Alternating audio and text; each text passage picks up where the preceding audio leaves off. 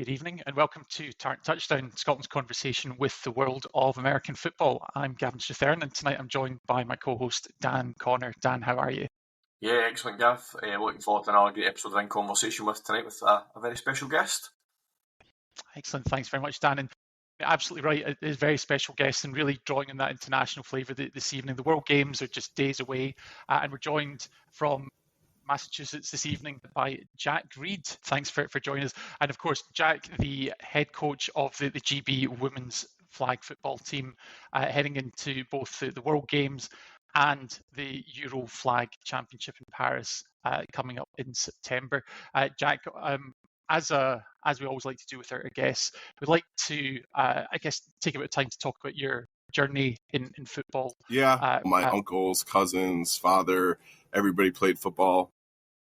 So, as a kid growing up in Leominster, Massachusetts, football has always been a really big part of my life and, other sports as well, but football is always my main sport.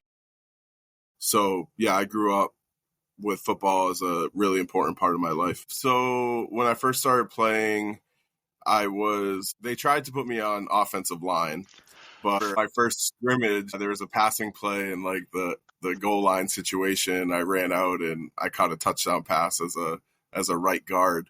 So they moved me to tight end after that. And so in youth football, I was a tight end, played some fullback, linebacker, and then in high school and college, my dreams of being a skill position player were over, and I got moved to center and nose guard. So, yeah, that was my primary position in high school and college.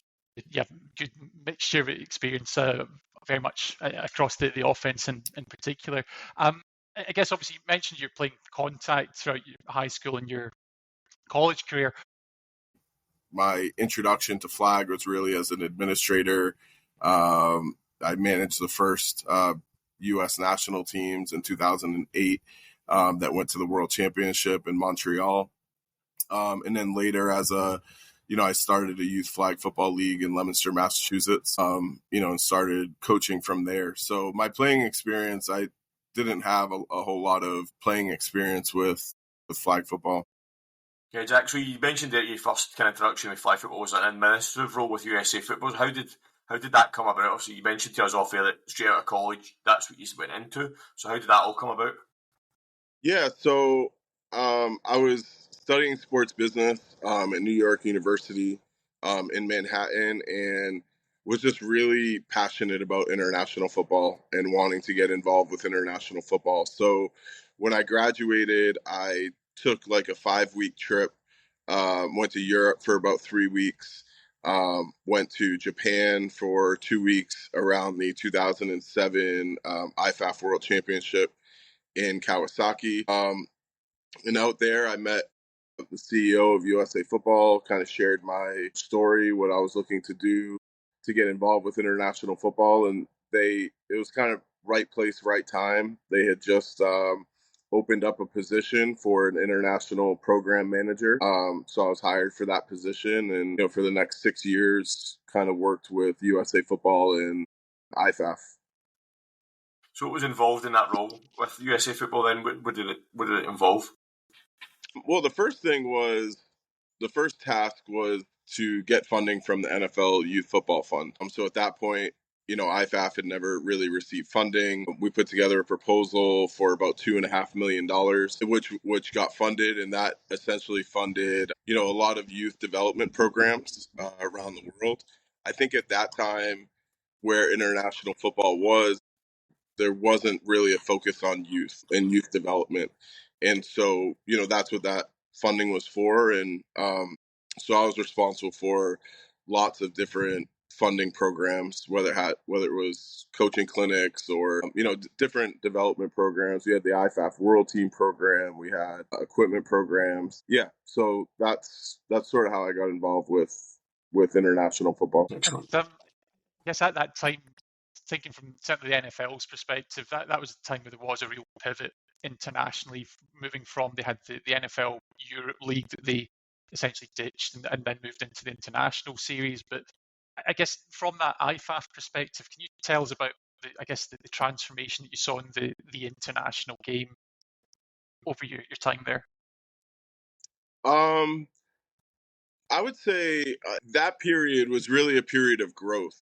IFAF went from 29 member countries to over 70 member countries in like a 5-year span. The focus was on youth development at the time, but the focus was also to check all the boxes that needed to be checked to receive IOC recognition, which was the first step in, the Olympic process, receiving IOC recognition. So a lot of things that we did, hosting the first ever IFAF Women's World Championship. That was a key thing for IOC recognition.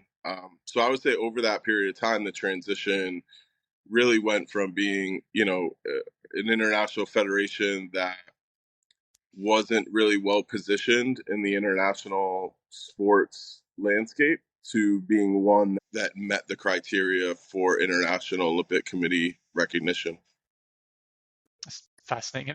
And I guess it really is amazing to hear that, because we now look at those steps and putting the governance in place and the structures, and now we're starting to see world games, world championships that are well attended, and of course the big one, the Olympics, is now just a matter of years away. But it's putting all these building blocks in place, laying the foundations to get us to where we are now. Yeah, it was a long process. I think a lot of people, think that the Olympics just kind of happened, but there was there's a long process involved with that. A lot of different people, a lot of different groups, that contributed to that. So yeah. As someone who kind of obviously worked in that behind the scenes, like you said, everybody else thinks that the Olympics just appeared one day and decided we're going to have flag football. That was all that happened. But someone who was involved in kind of the building blocks and how that all came about, can you give us kind of a wee bit of background into how it all started and how it started becoming a serious conversation? Is the question how flag started becoming a serious conversation? In terms of IOC in the Olympics. Yeah, so I think that, what I just described in sort of that history from, 2007 to 2013, flag wasn't even really part of the conversation. Flag really became part of the conversation in 2018 in Panama at the World Championship. And that was really where the leadership of IFAF and all the countries around the world decided that flag was going to be the game that would be pushed for Olympic inclusion. Up until that point, all the things that I described earlier about, becoming recognized by the IOC, during that time, tackle was always the goal, to get tackle football into the Olympics, which I mentioned like an emphasis on the Women's World Championship. Tackle wasn't going to get into the Olympics unless there was a women's competition. And so that was really important. There were certain thresholds on, number of countries participating too.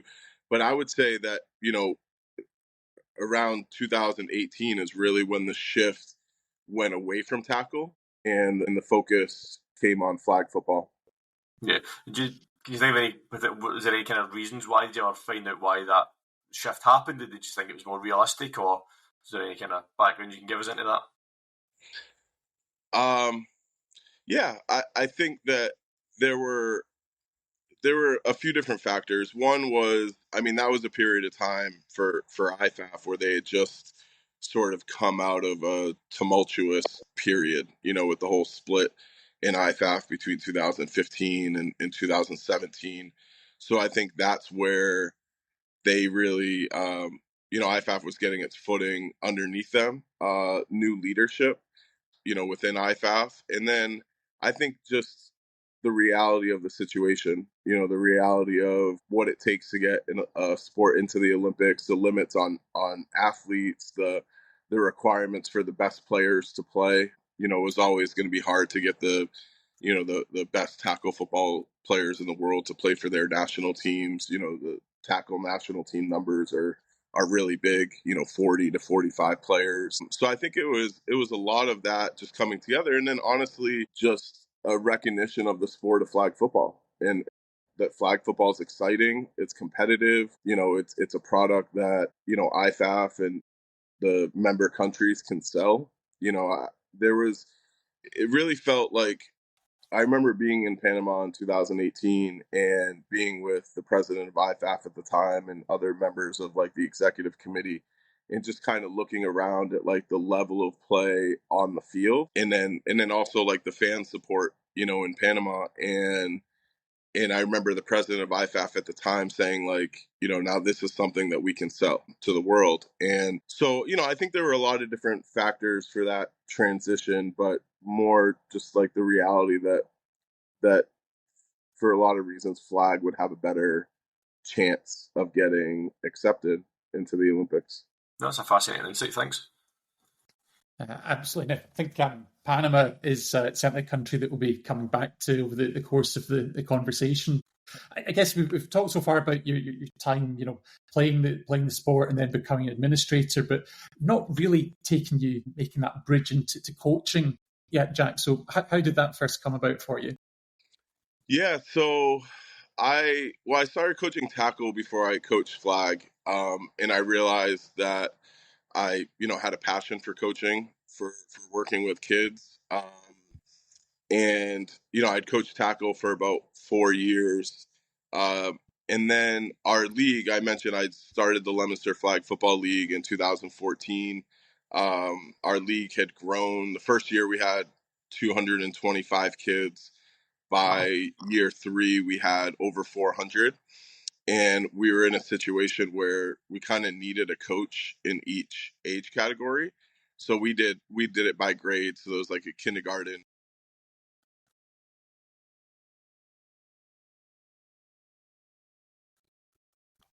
So I had kids in all those grades, and they needed a coach. So I ended up coaching their teams. But that's really where I started coaching flag, was in the Leominster Flag Football League. It's really a program that's gone from strength to strength. I mean, I could list accolades over the past several years, but just this year alone, both the under 14 boys and the high school girls teams from Leominster both went to the NFL Flag Championship. So it's really a program that's going strong at the moment. Yeah, I mean, we're honestly a really unique program. I think, like, we're a small town in Massachusetts. We're a sports town, where we have a long history of football, baseball. A lot of successful people have come out of Leominster. I actually just recently, was telling the GB women about all the pro athletes that we have. So there's Noah Gray, who's a backup tight end for the Kansas City Chiefs. He played in our program. He's from Leominster, Massachusetts. There's a player named Pat Gallagher, who was drafted by the Toronto Blue Jays. He played in our program. We have Diego Fagundes, who plays for, I think, LA Galaxy now, but was on New England Revolution. And then Mark Daignault just won the NBA championship as the head coach of the Oklahoma City Thunder. He was a high school classmate of mine. He was 2 years behind me in high school. So we, have sent a lot of people to, the NFL, Major League Baseball, the professional sports in the U.S. But Leominster is really, a small town that has become a flag football town in the last 12 years. So we travel around the country, we play, but a lot of the programs that we play are, they're either metropolitan areas, where they have hundreds of thousands or millions of people living in them, or they're club-based programs that pull from people outside of just one town. So yeah, I mean, you mentioned the NFL Flag Championships. Like one statistic that we're really proud of is there is only 2 programs in the country that qualified teams in both the 14U boys and high school girls. It was us, and then the Jags Elite program, which is sponsored by the Jacksonville Jaguars. So we were the only 2 programs to qualify teams in both those age categories. So yeah, it's a really unique program. We represent a town, but we're pretty competitive on a national stage. Obviously, Jack, just generally flag football the last few years has exploded across the world. It's a massive sport now, but in a small kind of town like yourself, what would you put down the growth? What you see, you've not got a massive catchment area of players. Like, how do you attract them to play flag football rather than going to play in other sports? Well, I think that the way that it started was to position flag football as a secondary sport. It was something that kids could play. In the springtime, a lot of kids play baseball or lacrosse. We were 1 day a week, so kids could. our spring league is played on Sundays, so kids could play their baseball season and then come to us one day a week. And that's really how it started.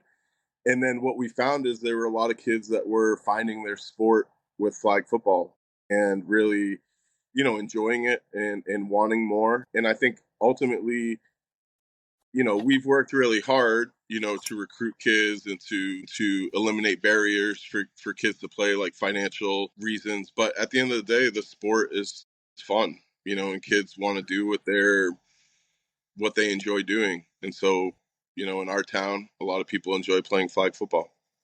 What I love about flag football, especially, is that it's accessible for, especially kids. It's accessible to everybody. Anybody can rock up and play flag football. Obviously, need to learn the fundamentals, but there's no barriers to kids playing flag football. You can learn the sport. Obviously, there's going to be certain kids that have got that level of talent, that level of athleticism, but it's a sport that any kid can walk in, learn the fundamentals of and play, and that must be crucial for you to get players as well. Yeah, I think not just play, but find success in the sport too. Whether it's in success is defined differently for everybody, but if kids are put in the right position, not only can they play, but they can contribute to the team and have success, and that's ultimately what kids want, I think. Yeah. Fantastic. Thanks, Jack. And I guess one thing that'd be really interesting to learn about from your perspective is, of course, you've talked about setting up programs in Leominster, but also seeing how programs develop across the world. What do you think that we can still learn in the UK in terms of how to develop our flag infrastructure? Yeah, I think that there's two major differences between what's happening right now in the United States, for example, and what's happening in England. The first is the age of kids.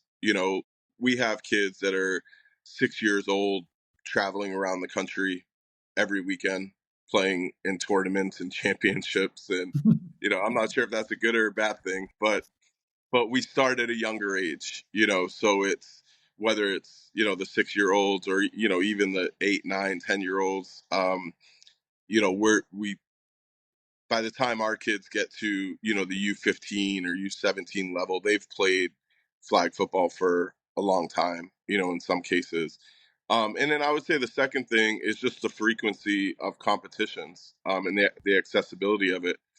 There's multiple tournaments every single weekend here in the United States. I know some coaches, some teams that have literally traveled for the last 8 or 9 weeks, and every single weekend is a different state, different tournament, different opportunity. So, as a coach, I feel like, in 1 year coaching, let's say the youth in the United States, I might coach, I'm trying to think of, like, just this year alone, I've coached over 50 games, and in a full year, there's some years where you coach over 100 games. Whereas, a coach in England may have, if they're just a women's coach, for example, they may have 20 or less games in that year, experience, or in that season. So I would say it's, the frequency of what is happening it's just all the time in the United States. I think it's a very good point. Just getting that opportunity to hone your craft and getting the volume of practice in there is really important. I guess moving on, obviously you would then go on to become involved in international coaching, and as a return to somewhere that you already mentioned in Panama. So how did you first get that opportunity to take on an international coaching job? Yeah, so I found out about the opportunity in 2019 that Panama was interested in bringing in American coaches to coach their national team program. I applied for it. I was selected in 2020 and announced as a coach in May of 2020, right in the middle of COVID. Yeah, and that's an interesting point in terms of the timing. I mean, obviously, that was a difficult time for most people in the world. How did that impact your experience of setting up your program? Yeah, it was really difficult. So, I mentioned I got named the coach in May of 2020 is when the announcement came, and when the world was really shut down, and ultimately Panama shut down for longer than most of the rest of the world. So I didn't get a chance to visit Panama or go to Panama until May of 2021. So essentially an entire year. But Panama had only started to open up about 2 months prior to that. So they were like pretty much closed down till like March of 2021. So that was really challenging in the sense that like I was named the coach. We didn't have a team because we needed to go through, the tryout process. So there wasn't a whole lot that I could do, in that year other than watch an excessive amount of film. And one of the great things about flag football in Panama is that every game is filmed and every game is on YouTube. So, just evaluating players, watching as much film as I could, just, getting ready for the opportunity to go down there and host tryouts. So see, like obviously you mentioned there's like getting to watch film. So when you were going into that program and you eventually got the chance to go there, what was your initial goals, having kind of assessed the situation in the squad and the program at that time? Yeah, I think the goals were to not lower expectations, to keep the expectations high. Panama had a lot of success winning the 2016 World Championship that was in Miami, coming in second place in the 2018 World Championship in Panama. And we knew that the expectations were high. We wanted to, keep the expectations high. So, that for me was, an important. Perfect. And I think it's something that's really, I guess, important to call out. So for, it's probably well known within some folks in the flag community, but for others, you might not first think of Panama as being this hotbed of flag and American football generally. But as you've mentioned, they've already hosted a flag football world championships. They'll actually be hosting the flag continentals, the Americas championship in September. Maybe talk to us just a little bit more about the passion for the sport that's so specific to Panama. Yeah, I've said this a lot. I mean, I think Panama is a really special place in the world for flag football. It has one of the most unique cultures in the world, in Panama City. There's so much going on there. The flag community is really close in Panama. They're very passionate. There's flag football outside of Panama City, but Panama City is the epicenter of, flag football in Panama. And it's just every night of the week, there's practices, games, we talked a little bit before about, about the 2018 World Championship. And I think, being at the championship game between USA and Panama women, and seeing, 2,000 fans in the stands, I think that was probably the first time that anybody had seen that at the World Championships. And I know for anybody that was there, it was just like a different feeling that, something we hadn't really experienced. And I think that just speaks to, the passion that the Panamanians have for the sport. They're super dedicated and, very talented. And it's really, I think that the culture of the sport is special in every country. The United States, we have, our culture is different. Mexico, there's a lot going on in Mexico, and they have a really cool culture. But at the end of the day, I think that's what makes Panama special is, just the flag community and the passion that they have for it. Yeah, absolutely fantastic. And despite that short lead-in and the challenges of getting your team scouted and then selected and obviously getting them prepped for competition, you go on to the World Championships in Israel and achieve a 6-1 record at the tournament on the way to a 5th place finish. I think the only loss during that process was to Austria by a single point. So how did it feel to go and get your team on the field after all those delays? Well, coming in 5th place felt terrible, to be honest with you.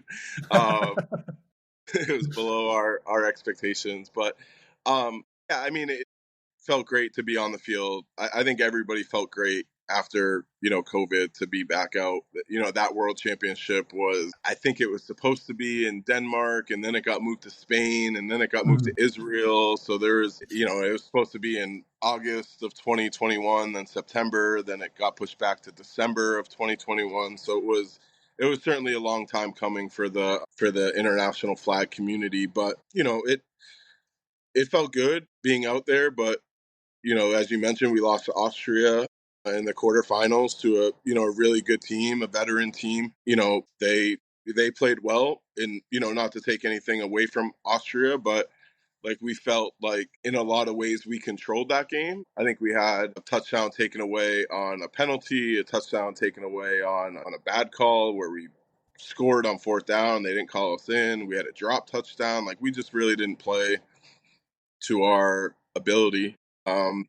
Fifth place was disappointing for us for sure.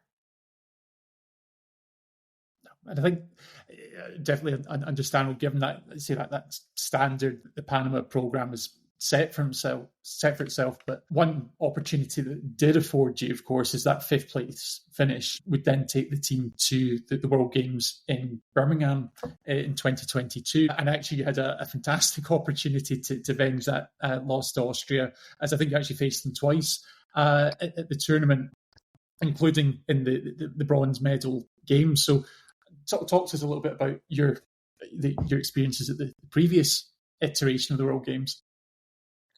Yeah, so I think for us at the time in Panama, what was most important is, we had kind of gone into the 2021 World Championship without an intentional culture in what we were trying to build. The culture that we had was essentially the culture that naturally developed. And we thought it was, a good culture. But I think that you find out, during times of adversity, how strong your culture is.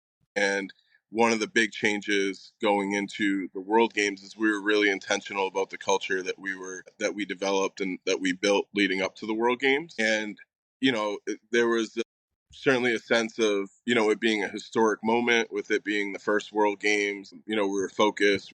We were ready to go. We had the United States in the first game. That was the first game of the tournament. So that was a big opportunity for us. And yeah, it was really a different experience. I think, we went into there in a much different place than we had gone into the World Championships. That's excellent. And throughout the process of prepping for this interview, we'd spoken to a few of the players that played under you and coaches that worked with you.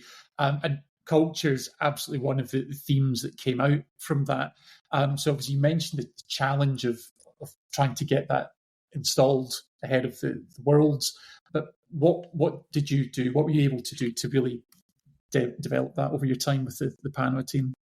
Yeah, I think it really is just about being intentional about what you're doing and being intentional about the culture that you're building. That was the real difference, is that we talked about it, and it was really important, I think, to everybody involved to develop the right culture for the team. Whereas going into Israel, the culture that we had was the one that naturally developed. We weren't intentional about it. So to me, that was the major difference in going into games. Excellent. Thanks, Jack. And I guess moving on from that, so having spent a few years with the Panama program, the opportunity then opened up for you to move on and join the GB program initially as the defensive coordinator. So what really encouraged you to take on that new challenge in the other side of the Atlantic? Yeah,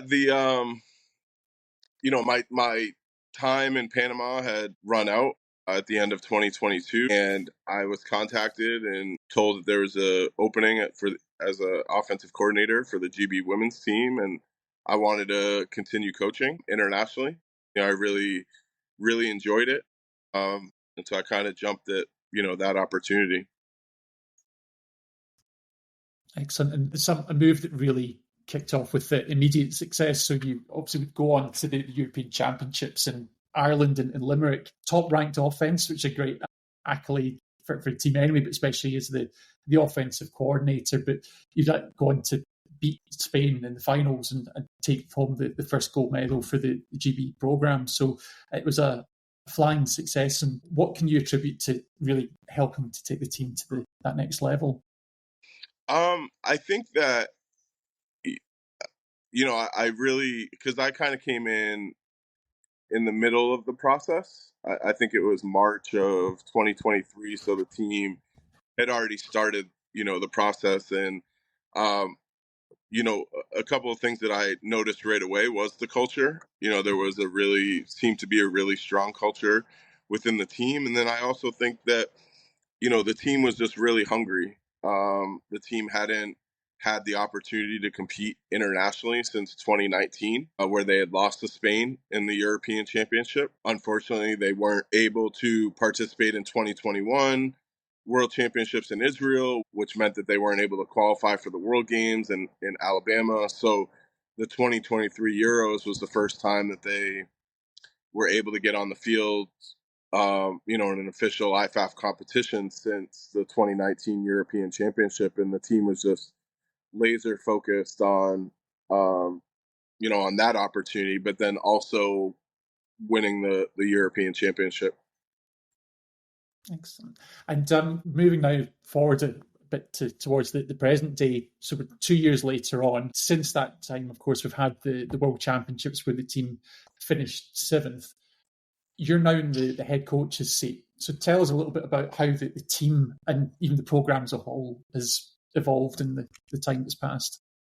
Yeah, I think that, winning the European Championship in 2023, was obviously very satisfying to everybody, in the program, but we really felt like we had something to prove in Finland last year at the World Championship. And, there were a couple firsts, like the first time that the GB women ever played anybody outside of Europe, happened at the World Championship. But I think that, without getting into, I guess, a bunch of details, we felt like we were better than our, 7th place finish at the World Championship. And, we were just a couple plays away in the Japan game. We lost by a touchdown, had a chance to tie it at the very end of the game. Then lost to Canada, by a point, 48-47. We walked away from Finland feeling very happy that we were qualified for the World Games and had this opportunity this year, certainly. But also feeling like we still had something to prove in that we were better than, the 7th place team in the world. So this year, has been a different challenge. I would say, one of the things that I did a pretty good job of in my first 2 years as the offensive coordinator for GB was focusing on being the offensive coordinator for GB and not focus on a whole lot else going on with the program. And the difference is, as the head coach, you're involved with everything going on with the program. So that's been the main difference for me personally, is just that increase in responsibility and needing to oversee the entire women's program. But I think for us, it was, this year has kind of been like a reset. I think culture was, I mentioned when I first came on board, I thought the culture was really good. I would say coming into this year, we needed to be really intentional about the culture that we were going to build this year, because we kind of got away from that, I would say, in 2024. So that's what we've done, and kind of looked at our offense, looked at our defense, and I think have made the it's necessary. Yeah, absolutely. And I think certainly speaking to a few of the veterans from last year's campaign at the World Cup, certainly I think that feeling of unfinished business is a theme that's really recurred amongst the players. But obviously you mentioned preparation and changing that culture. And I guess one of the big innovations, if you will, for this year's been that you've recently had a camp in Massachusetts in your own backyard. So do you want to talk us a little bit through the value of that experience for the team? Yeah, so it was a great trip. It came about with us wanting to have an extended camp. And Chad, the CEO of BAFA, kind of challenging us to think outside the box and asking if a trip to the United States would be beneficial. So we were able to set that up in Massachusetts. The team stayed at Dean College in Franklin, which was my alma mater. So I was able to work with some connections there to have a really good setup. We had great facilities there, great a dining hall. We were able to practice, play in a couple local tournaments, with some good talent, and just really a great opportunity for the team to spend an extended period of time together, and work on things that we needed to work on and off the field. Now I guess we find ourselves really moving towards, I guess, probably one of the busiest periods that the programme's ever had, with the World Games and of course the Euros coming up after that. So I think let's actually just take a moment now to think about the World Games in particular. I guess you know this tournament perhaps better than anyone else in the setup, having already been to Birmingham and coming away with the bronze medal. How does the World Games compare with other tournaments? Because it is a slightly different format and a more condensed format as well. Yeah, I think that. Well, what do you mean by a more condensed format? I guess I'm thinking probably in terms of the size of the tournaments. You have the best teams in the world. It's real concentration. You've got big games all the way through. Yeah, I would say that's definitely the biggest difference between the World Games and a continental championship or the World Championship, or past World Championships. I think next year's World Championship will be different.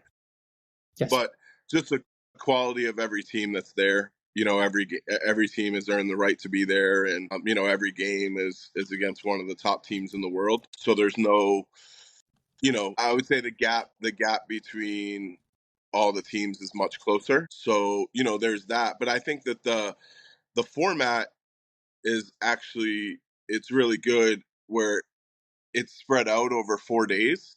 So, our schedule is we play one game on the first day, we play 2 games on the second day, we play 2 games on the third day, and then 1 game on the fourth day. So it's more stretched out. And I think at the last Euros we played 3 games every single day. Last year at the World Championships, there was certainly a day where we had 3 games. So I like the format. I think it's the future.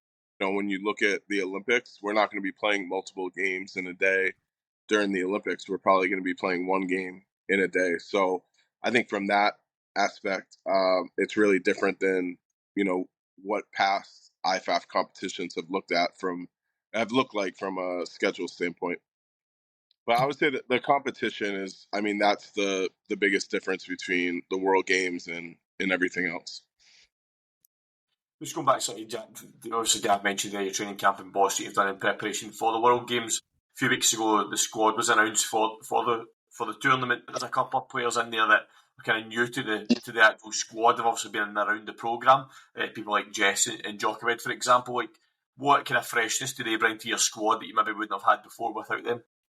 Yeah, so I think we have 5 players that are going to China that haven't played for the GB Gold Squad in the past. I think just in general, this year's process, we had an open tryout in March.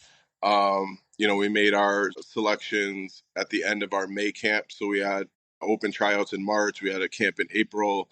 And, each camp we invited less and less players to be considered for the Gold Squad. But I think just in general, I think we're faster, we're more athletic. We got a lot of great athletes. I think that we're really multi-dimensional and that we have a lot of players that can play both sides of the ball, which is something that we were looking at coming into this year. We added some youth, with some of our players. So I think, Jessica Allen, I think she's, 21 years old or turns 22 this year. Actually, I think her birthday was the day after Boston. Yeah, it was. So I think she turned 22. recently you have Jochebed and Hannah Elliott, who, are both 20 years old. Hannah might be 19. She might turn 20 at the end of this year as well. So, definitely brought some youth to the program. I think for me, one of the important things is that 4 of the players that were selected came through the Silvers program last year. So last year, we kind of restarted the Silvers program, and I think the goal was for one of those players to reach the Gold Squad this year, and we actually had 4 of them reach the Gold Squad this year, which was amazing. So yeah, I'm really excited about the roster that's heading to China. Yeah, you mentioned there at bringing more athleticism to the squad. I tell you something right now, I wouldn't want to go for a jump ball with Jochebed. There's not a chance I would be. She's like some athlete. We've seen her at the women's flag finals day, and she's just an absolute athlete. Well, you'd have to catch her first. No, I wouldn't be able to do that either. Something else I want to kind of ask you about, Jack, as well, is your coaching setup. You've kind of went a bit international with that as well in terms of bringing in Marky. And someone that we heard a bit about when we spoke to Olivia Manfrey from Australia is Paul Manera. What kind of decision did you make in terms of making your coaching makeup for the tournament? Yeah, so I think we knew, after last year, we needed to make some improvements on defense, improvements in every area. And so I was really challenged to, think about who we could bring in that could help us kind of reinvent the defense. And Marky was on our World Games staff in 2022. He also coached with me with the 507 Devils that had won the NFL Flag Championships a couple years ago. Just a great football mind, a former player for the Panama men's national team. He's been coaching for a really long time. And, I think we hit a home run, with Marky at defensive coordinator. I think he's done an amazing job. So he's from Panama. And then you have Fraser Thompson, who was with us last year. Him and Marky have done a great job working together on the defense. Fraser's from Scotland, as I'm sure you guys know. And then, our receivers coach, Andrew Mathers, he's been with the program for a really long time. And, he's done a great job working with our receivers this year. He's from England. And then Paul Manera has been a friend of mine for a really long time, for 18 years. He's one of the first people that I met when I got involved with international football. And Paul was the first coach of the Australian women's team for the last 2 years, came in second place in the Asia Championships, and then led them last year at the World Championships in Finland. And he was available and expressed interest, and somebody that I really trust as well. So and he's from Australia. So I think a really cool stat is that we on our coaching staff we have coaches from 5 different countries that are brought together by their passion for the sport of flag football, and working together to try to make sure that the GB women achieve the highest level possible and qualify for the Olympics when that comes around. One last question about the squad, Jack, and then we'll move on to talking about the tournament itself. You've selected Ellie Thorpe and Grace Conway as your captains for both sides of the ball. Without maybe inflating their egos a bit too much, what was your kind of decision between having the 2 of them as your captains? Well, I think it was I think an easy decision. Ellie never stopped being a captain, I guess, if that makes sense. She was our captain last year, and so she never stopped being a captain. So I didn't necessarily select her as the captain. I guess reaffirmed her as the captain, but coming into this year, she's acted like the captain. That was never a title that was taken away in any way. We had the opportunity to add an offensive captain, and I think Grace was also an easy decision. I think that she's well respected by her teammates. She's been around the program for a really long time and leads by example. And so it really was just somebody that, deserved to have that honor bestowed on them. it was a pretty easy decision with Grace as well. I can imagine Grace being a great leader of the squad. She's one of the most competitive people I've ever met, I think. Yeah, I think Grace has been a pleasure to coach. She's really smart. Great player, great leader. She's not super vocal, like she speaks when she, needs to. But I think that, being named the captain has also given her the, the freedom to speak more, which is great. Perfect. Yeah, absolutely. It's another great step in her journey, I think, from seeing her missing out on the Euros back in Dublin through injury to, I guess, the euphoria of getting back on the field in time for Worlds last year to now actually going to the World Games and hopefully the Euros as captain. I think it's great to see that progression. Yeah, great selection as captain. Well, yeah, I think, you just mentioned the Euros a little bit, and, Grace had a devastating injury, a couple months before Euros, but she was a big part of our success, in winning the gold medal. She was in Limerick, she was doing anything she could, to help the team. And then, whether or not she would play in Finland was really up in the air all year last year. But just seeing the way that she, worked really hard in her recovery, was, I know everybody was rooting for her, but also, just everybody was really impressed with how she handled, that injury and was able to come back and be really productive for us, in Finland. So, yeah, I mean, it's something that she certainly in my 2.5 years or so with the program, she's earned that distinction of being the captain. Absolutely. Well, we've spent a bit of time talking about our team, about GB and the Lionesses, but let's maybe take a moment now to think about the opposition and particularly looking at the teams that have been drawn against GB in the group phase. So it'd be interesting, Jack, just to get your thoughts on the opponents. So we'll run through them just in the order in which they come up in the schedule. So Italy, of course, we defeated 2012 back at the Worlds to clinch that place in the World Games. So what's your thoughts on the Italians? What can we expect? Italy's a team that, like, personally for me, I've played in every major competition that I've coached. So with Panama, we played them in 2021 in Israel. We played them at the World Games in 2022. We played them at Euros in Ireland in 2023. And, as you mentioned, we played them last year at the World Championship. So, it's I would say an opponent we're familiar with, but at the same time believe they had a change in their coaching staff.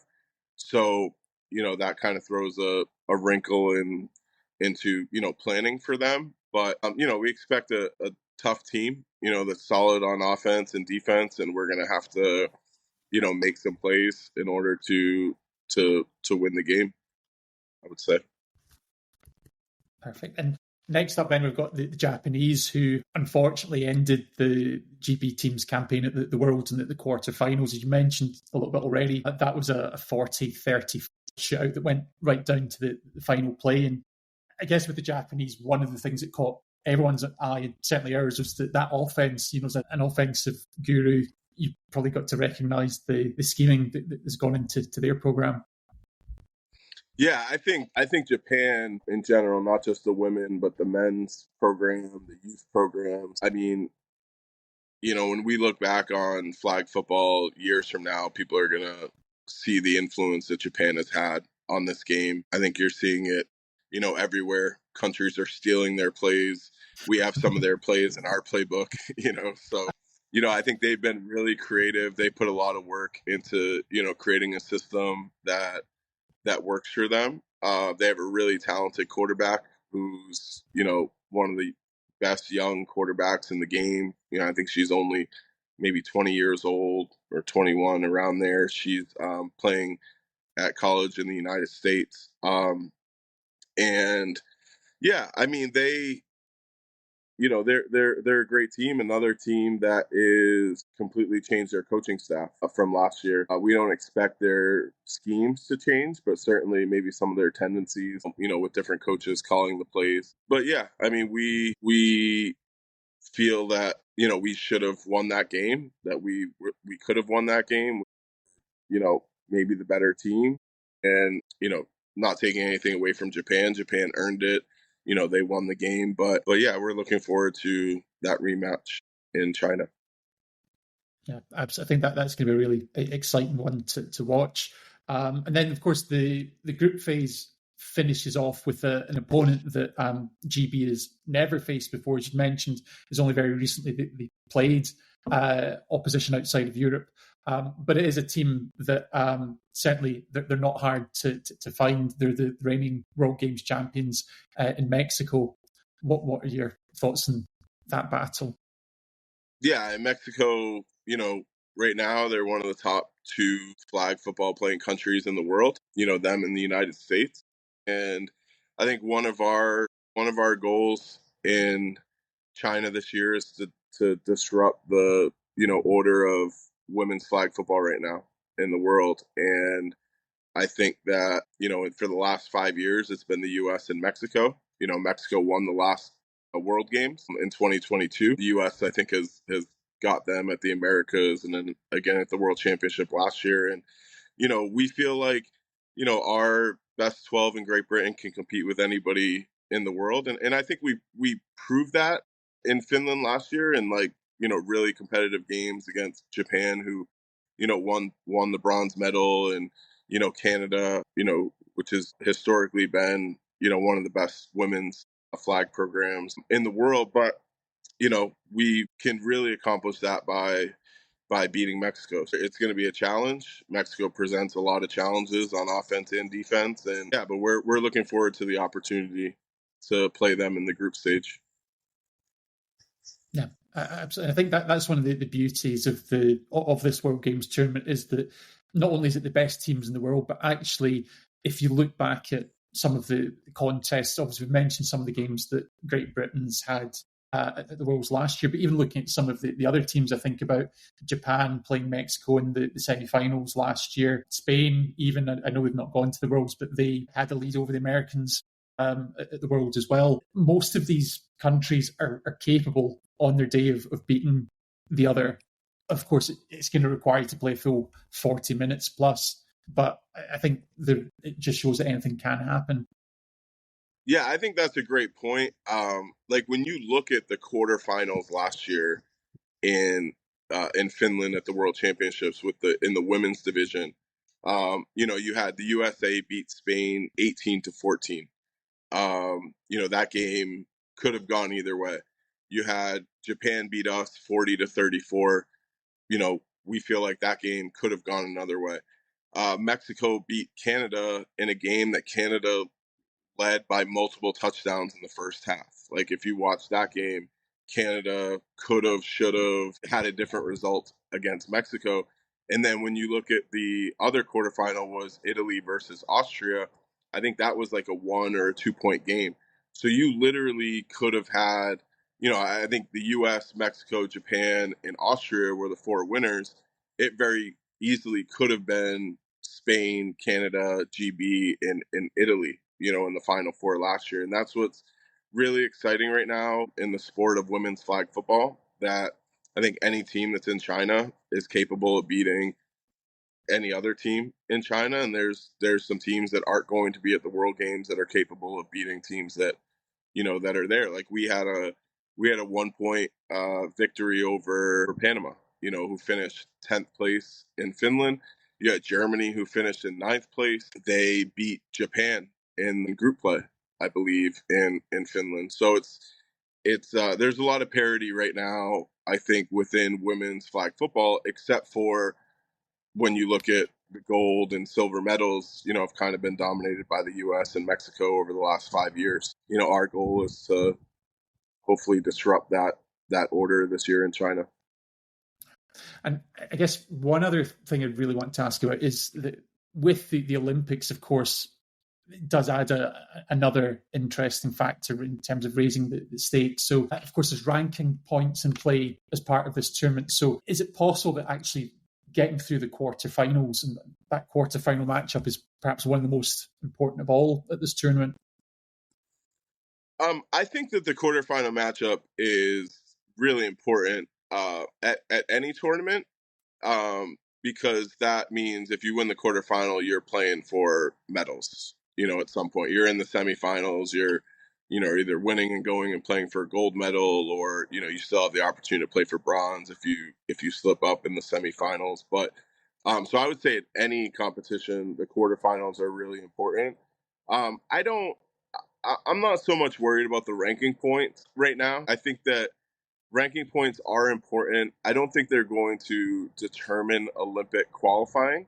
I think what they're going to do is determine seeding at Olympic qualifying events. So, for example, the next summer's World Championship will be seeded based on what the ranking points are, but qualifying for the World Championship is not based on ranking points. And I don't believe qualifying for the Olympics will be based on rankings either. So I'm personally not that worried about ranking points.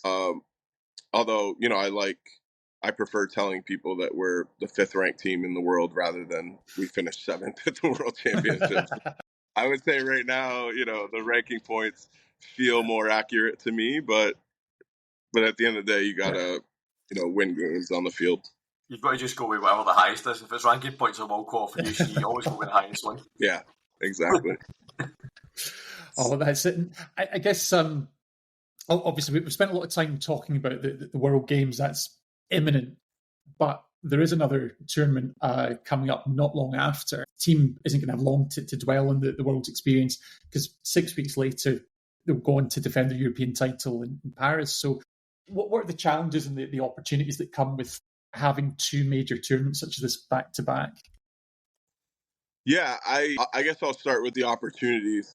I think that it's amazing that we have 2 major competitions in 1 year. That's never really happened before in the history of international football. I think that we're super lucky that the authorities in China decided to have women's flag. My understanding is that they had a choice. They could only have one gender, either men's or women's, and they chose women's. So I feel super, fortunate that they did that and thankful that they did that. I think one of the challenges is, at the end of the day, what do the World Games count for? And I think they really count for ranking points ultimately. But I think it's a historic event, and it's the first time ever that that women are being given that platform and that spotlight, and that and the men aren't. So for us, the World Games is super important. I think one of the challenges is, you're going to have 8 countries in the world that are playing in a major competition, while the rest of the countries are watching them play. So we're not, really planning on hiding too much at World Games. I don't think we're going to have the luxury to, hide a whole lot. So it's, as coaches, what do we change from going from the World Games to the Euros? And that's, kind of the disadvantage that those countries playing in China have versus the ones that aren't playing. But, we don't have a whole lot of time to change things. I think we have one camp, we have some online sessions, some virtual sessions, but, we only have one camp in between. So I think that's a challenge in having them so close together. But I think it's great. I think we all do this because we love doing this. And, what's better than 2 major competitions in back-to-back months? Yeah. Just a quick question on that, back-to-back then, Jack. So obviously you've got the lead up to the World Games, you've got from the draws made until the tournament starts to kind of do your scouting and your prep for your oppositions. With the Euros being so close to it, when do you start feeding the kind of scouting to the players about the teams at the Euros? Are you going to basically just have to do it in that 6-week period, or have you started doing that already? We've only focused on the World Games. There's been some behind the scenes work done on Euros, but from a player perspective, we've just focused on the teams that we're looking to play in China, and we'll worry about the Euros as soon as probably on the flight home from.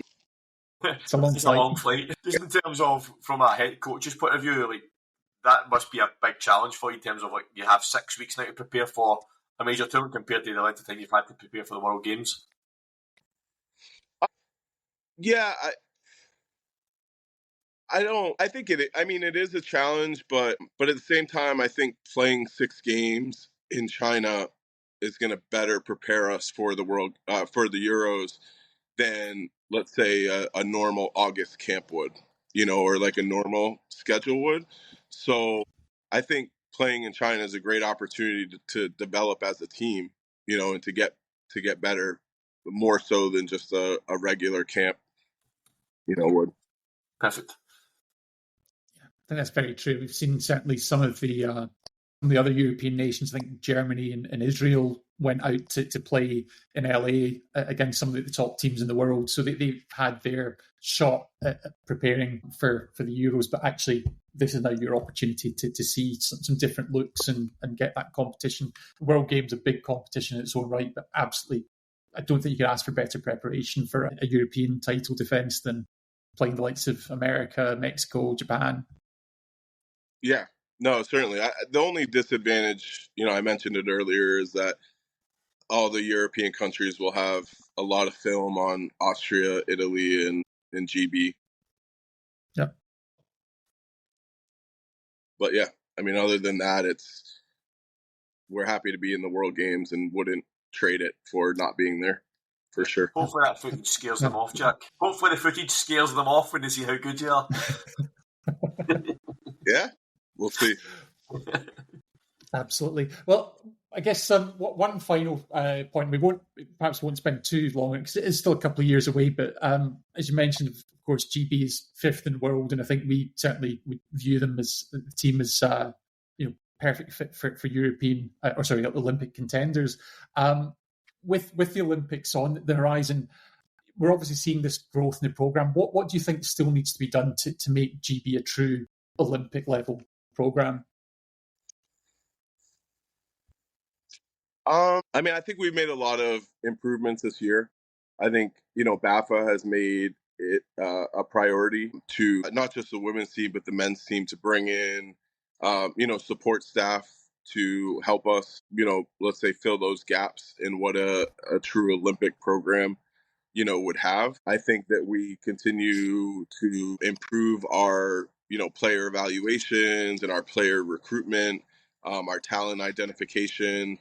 I don't know that there's one specific area other than, funding. I think, while we're super grateful for, the funding from UK Sport, I think it pales in comparison to the level of funding that some other countries are receiving from their, whether it's National Olympic Committees or, their governments. But I think that, everybody within BAFA is working in the same direction. Chad and the team at BAFA have done a tremendous job in supporting our team, going out to China, supporting us and the men going to Paris for the European Championships. It's a hard question. I'm not sure that there's like one thing that we're missing. I think we just need to continue elevating everything that we. Thanks, Jack. And one final thing, maybe mention, because we did speak to, a few of your players and coaches. I think we mentioned obviously, football knowledge has really come out, your experience, but one other thing that's mentioned is just staying calm under pressure and composed, that we've heard from multiple players. What is it that helps you to relax?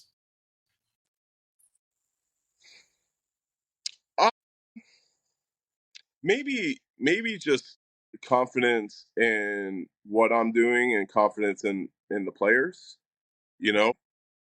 I think one of the great things about football, and I talk about this all the time, is like, after first down, you have second down, and after second down, you have third down, and hopefully after third down, you have first down, but sometimes you have fourth down, so, but it's like, there's nothing you can do about the last play. So you're just constantly moving forward and trying to figure out, solutions for the next play, regardless of what the situation is, if it's, first down or if it's fourth down, you're just trying to figure out how you can be successful on that next play. And I think that over the years, I've just kind of stayed calm. in pressure situations. I think it's being in those situations. The more experience you have with them, the easier it is. For example, we were in Canton, Ohio a couple weeks ago, and we played a couple games on ESPN, and some of the kids were really nervous. Some of the boys and the girls were really nervous because it was their first time playing on ESPN. And I've played on ESPN before and won championships, and been in high pressured situations like the European finals and other situations. And I wouldn't underestimate like the pressure of coaching an 8U team when all the parents' expectations are that you win the game. Like that's hard to me. That's harder than the European championships, to be honest with you. So yeah, I think it's just having that experience, I guess. Yeah, well, that's a fantastic answer. And I mean, thanks to the coaches and the players that actually fed in, because we'd asked them for a couple of lines and they came back to us with speeches, so we could be here for quite a while. Actually, if I read through each of them, we'll actually make a point of putting them up in socials. But suffice to say that, obviously Jack, well respected, not just from the current team, but actually some of your former players with Panama as well. And we can really see how it's come through in the culture in the GB camp, and we really look forward to setting the alarm. We'll be back in Scotland, getting up early to watch the games in China, and we wish you and the squad nothing but the very best.